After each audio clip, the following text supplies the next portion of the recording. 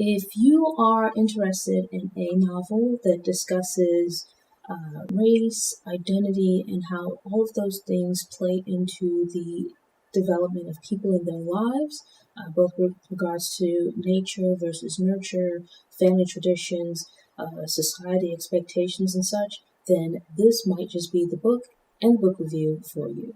Hi, and thank you for tuning in to Noire Histoire. I'm Natasha, and in this episode, I'll be reviewing and discussing The Vanishing Half. The Vanishing Half is a novel by Brit Bennett about twin sisters who leave their small, all-black Louisiana town in search of new lives.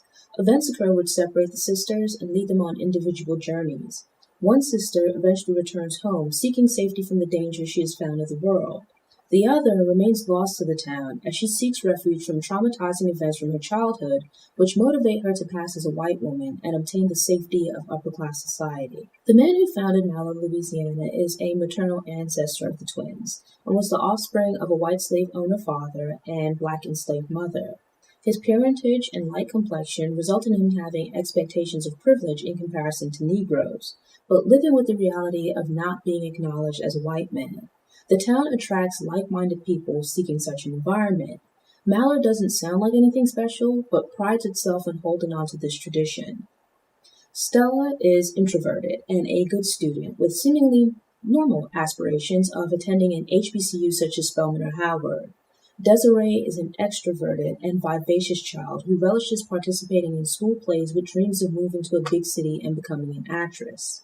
The pair feel suffocated by the town's predictability and yearn for something else. Having shared the same womb and then everything during childhood, the twins motivate each other to leave town. As with many small towns where interesting things rarely happen, the townspeople are incredibly nosy and notice the comings and goings of neighbors and strangers. Because most people are born, live, and die in the town, the twins' departure receives a lot of attention.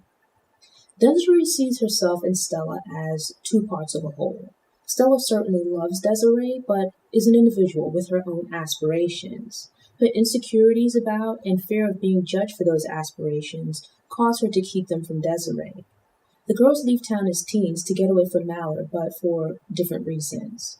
Desiree wants to become a performer, but on a more basic level, just wants to have the possibility of seeing and experiencing more of life. Stella is trying to find the safety and financial security that is unavailable to her in Noire. They're both at the point in life when most young people are trying to figure out who they want to be.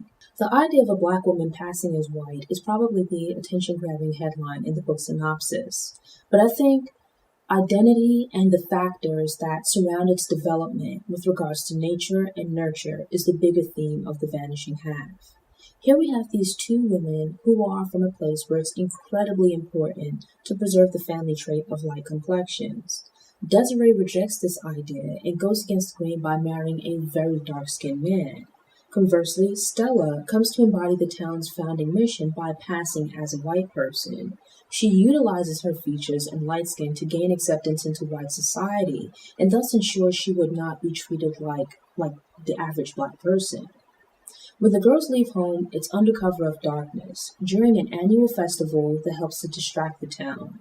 They create a life for themselves in New Orleans, working and sleeping on the floor at a friend's place until they get their own home. With Stella's capabilities, she should be able to get a well-paying office job, but when she applies for jobs, things go well until employers realize that she's black and turn her down.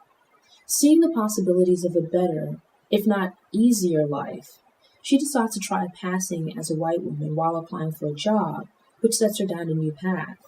This new life requires her to reinvent herself by creating a new identity that can't be tied to her past, family, and certainly not Desiree. Desiree, once abandoned, leaves Louisiana and moves to Washington, D.C., where she finds a decent office job.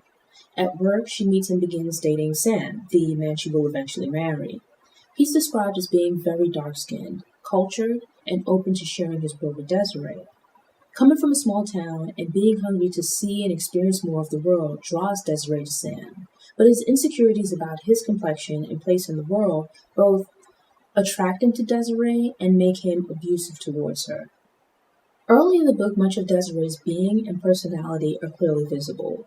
That's not to say that she's simple, but rather that she's open and straightforward. She's not exactly fearless, as she has moments of doubt where she second guesses her decision to leave Mallard, but she's willing to take chances. Her idea of freedom is having the space to be more of herself. But in meeting and marrying Sam, her wings are effectively clipped by his insecurities about her physical appearance and the resulting physical and verbal abuse. She also feels trapped by their daughter Jude. To be clear, not the child or her presence, but the tie it's created between her and this abusive man, Sam. We learn a little, but not much about Sam and his background. He mostly serves as a catalyst for Desiree moving back home to Mallard. But he's also a contrast to Desiree's later beau, Early, who gets her situation and doesn't make demands. Early's parents were unable to care for him as a child, so they left him to be raised by an adoptive family. Feelings of abandonment instilled a compulsion to never settle in one place for too long, and helped him become a skip tracer. Ironically, this person who doesn't form strong ties to anyone or anything excels in a line of work that requires understanding people's ties to other places and people. The two work well as a couple because they accept each other as they are and with full knowledge and understanding of each other's past.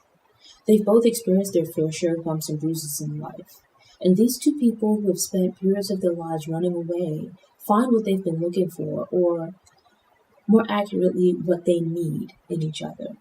They might not be happy with how their lives turned out, but are content and satisfied with each other and the home life they've created. I came to sympathize with Stella after learning her perspective. Desiree was my favorite character in the whole book. She's thrown several curveballs in life where the people who claim to love her and she thought she knew actually let her down. Stella abandoning her in New Orleans and Sam revealing himself to be physically abusive 3 years into their marriage. Yet she adapts to the circumstances and tries to make the best of things. I felt for Desiree because she was this young person with all of these dreams who pinned her hopes on other people. She worked hard and sacrificed in pursuit of her dreams, but things just didn't work out her way. Desiree returns home where the townspeople will gossip about her leaving and the circumstances of her coming back. She didn't like Mallard as a youth due to its limitations, and it would be overwhelmingly stifling as an adult woman. Part of the difference is that she's been beaten down by life, and now has a child in tow who will have to bear the brunt of being dark-skinned in a town obsessed with whiteness. But with no other options, Desiree swallows her hurts and disappointments to ensure her and her daughter's survival. Desiree and Stella leave Mallard, driven by motives that are similar on the surface, but vary widely in the details. They're trying to escape from similar things, but running towards solutions that will set them on very different paths. Desiree falls back on Mallard's mission, her light skin allowing her to return home and be someone special, despite being unable to find acceptance and a safe place for herself in the wider world. Stella remains gone because her light skin allows her to gain acceptance in white society, which ensures she will not be treated like a black person. When Stella applies and is selected for a new office job while passing as a white woman, it puts her in the position to meet Blake, the white man who will become her husband. But this new identity requires creating a story about her past that explains why she has no family or seemingly anyone else who is aware of or cares about her life. It's been said that the hardest part about lying is not the first lie you tell, but rather remembering all the little lies you have to tell to keep the charade going. From the moment Stella becomes a white woman, the relationships she forms are built on lies and leave her in constant fear of being found out. This huge secret causes Stella to hide her true inner self and maintain a distance from everyone in her new life. Her unease with herself causes her to be ill at ease with everyone else. Some people, such as her husband Blake, interpret this as her simply being shy, but other people regard her demeanor as being a calculated decision to remain an enigma, and this only draws more attention. They pick up on the little inconsistencies and view her with a degree of distrust, but can't quite put their finger on what's off about Stella. Blake comes from an upper-middle-class family and is very financially comfortable, if not wealthy. In marrying him, Stella joins upper-class society, and some of her discomfort and missteps are assumed to be a result of her coming from a poor family. Upon relocating to Los Angeles, Blake and Stella settle into a very exclusive and well-to-do neighborhood. The people around her, including Blake, are not the blatantly violent racists that she knew in the South. They view the violent response to the civil rights movement in the South as being uncivilized, but they still hold stereotypical views of black people, which they feel comfortable expressing in private amongst friends. The white people that she has contact with are fairly wealthy and live in a community where there are no black people. They are also segregated outside of their neighborhood because they don't work or socialize with black people. Thus, all they know and expect of black people are the stereotypes they've learned over the years. Stella lived the early part of her life as a black person, but does not fit the image of what they expect a black person to be. So while there might be little things that seem off about her, they would never imagine, without some obvious clue to reveal, that she's black. To maintain her cover story, Stella goes to the hilt in becoming the whitest white woman to ever white woman for. She affirms the ignorance masquerading as fear that is expressed by her friends and neighbors. And she also piles on in these moments to the point where her expression of racist views sometimes embarrass Blake. Stella believes that she has a greater risk of her secret being discovered by a black person.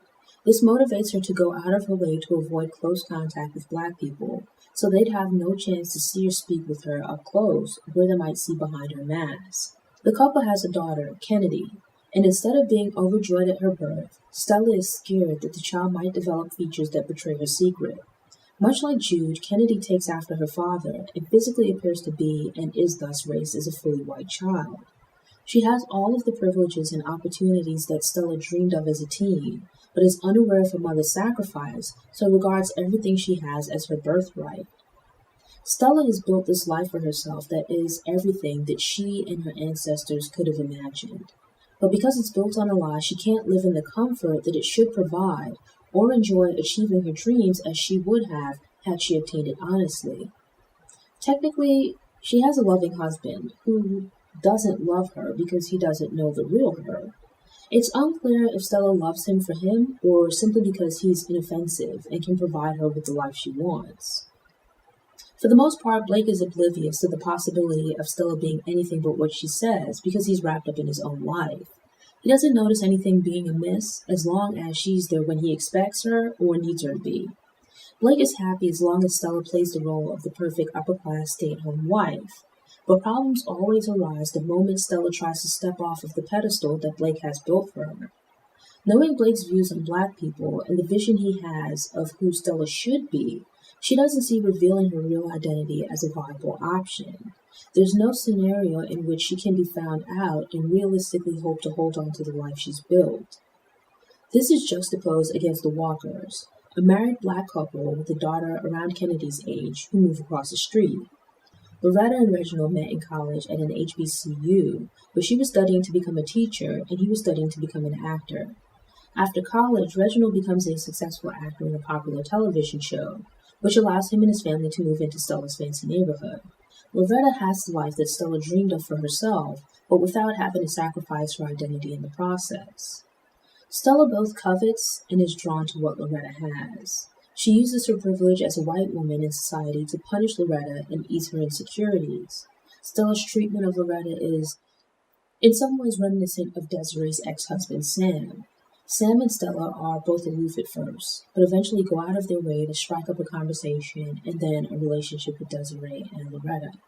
They then lash out to preserve their identity and ego when they feel threatened by the object of their attention. Both Stella and Desiree have daughters who more closely resemble their fathers, which both women welcome. But as with their own lives, the desire for their children to have particular features creates unforeseeable obstacles for them. The novel plays with the concept of nature versus nurture by having each twin raise a daughter unlike herself, while the niece more closely reflects her personality. In her youth, Desiree was a bit of a wild child, not the greatest student, and wanted to become an actress just like Kennedy. Stella is more reserved, uncomfortable with herself, and a diligent student who aspires to be a teacher, while Jude is much the same but goes further and hopes to become a doctor. To be quite honest, I loved the stories of Stella and Desiree and thought they were both incredibly interesting characters, but I wasn't that into either of their daughters. I got Kennedy's story and motivations, but she was a shallow, spoiled brat, admittedly of her parents' making, and I just didn't care about her. It's the typical quarrel of the rich girl story, which has been done before, and seemed out of place in this fresh and creative story. On the other hand, I cared for Jude and thought Her story was different, complex, and heartbreaking. But as she got older, the focus shifted from her to her friends' stories, which seemed to go on for too long. Overall, I enjoyed The Vanishing Half, but found the first three parts of the book far more engrossing than the last three. The book would have been flawless if it had kept its focus on Stella and Desiree, maybe diving more deeply into their lives on their own before they got married. Theirs is a new and creative story, but in shifting focus to Kennedy and Jude, who feel more like stereotypes. The story began to feel like something that had already been done before, or that I had already read before. I feel like if the focus was going to shift to Kennedy and Jude, it should have been limited to one part of the book. Show notes are available on the Noire website via the link in the episode description. Right now, I'm planning to release 2 book reviews per month. So if you enjoyed this episode and want more book recommendations, subscribe to the channel, hit the notification bell, and check out my book review playlist.